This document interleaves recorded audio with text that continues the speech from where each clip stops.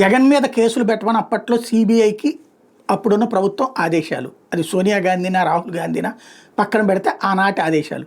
దానికి అనుగుణంగా ఏం కేసులు పెట్టాలని ఆలోచించినప్పుడు జగన్ వ్యాపారాలు చేస్తున్నాడు, ఆ వ్యాపారాల్లో పెద్ద పెద్ద పారిశ్రామికవేత్తలు పెట్టుబడులు పెట్టారు, వాళ్ళందరూ కూడా ప్రభుత్వం దగ్గర నుంచి ప్రయోజనాలు పొందారు, ఆ ప్రయోజనాలకు బదులుగా లంచం సొమ్ముల్ని ఇట్లా పెట్టుబడుల రూపంలో పెట్టించుకున్నారని చెప్పి ఎవరో వాళ్ళకి చెప్పారు.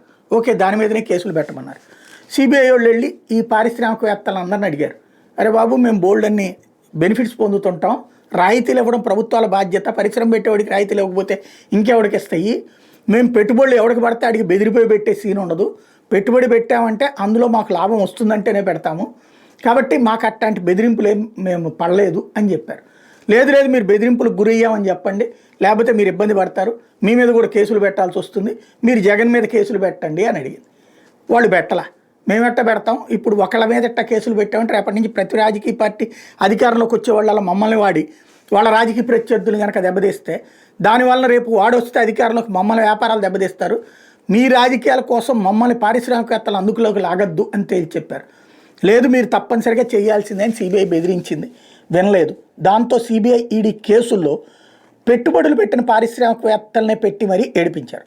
అంటే కంప్లైంట్ ఇచ్చినోడు ఎవడూ లేడు, ఎవడో ఒక రాజకీయ నాయకుడు ఇస్తాడు కంప్లైంట్, కానీ పెట్టుబడి పెట్టినోళ్ళు నేను నా ఇష్టమైన పెట్టాము అన్నా సరే వాళ్ళ చేతనే కంప్లైంట్ పెట్టించారు.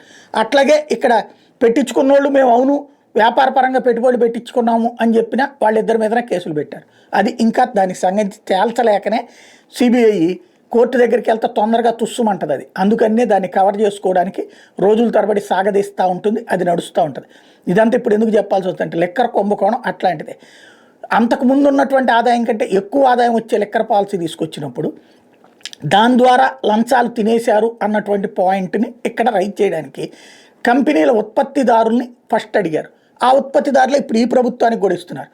వాళ్ళకి లంచాలు ఇచ్చారని రాసిమంటే ఇప్పుడు వీళ్ళకి లంచాలు ఇస్తున్నట్టే కదా. లంచాలు ఇవ్వకుండా పని జరుగుతుందా ఇక్కడ అంటే ఖచ్చితంగా లంచాలు ఇచ్చినే పని జరుగుతుంది. అది నిజమైతే వీళ్ళు తీసుకుంటున్నట్టే. ఇప్పుడు మళ్ళీ వీళ్ళు చెప్పారని కేసు పెడతారు, రేపు వాళ్ళు వస్తే మళ్ళీ వీళ్ళ మీద కేసు పెట్టమంటే వాళ్ళు మధ్యలో పావులు కాబట్టి మా జోలికి రావద్దు అన్నారు. వాళ్ళతో ఇక్కడ వీళ్ళకి వ్యాపార లావాదేవీలు ఉన్నాయి కాబట్టి నడిచిపోవాలి. ఎట్ ద సేమ్ టైం కొన్ని సంస్థల వాళ్ళని మాత్రం బెదరేసి మీరు పెట్టమంటున్నారు, కంప్లైంట్ పెట్టకపోతే వాళ్ళని పిలిపించి విచారణ పేరుతో వేధిస్తున్నారు. వాళ్ళు చివరికి ఇప్పుడు న్యాయస్థానాలను అప్రోచ్ అయ్యారు.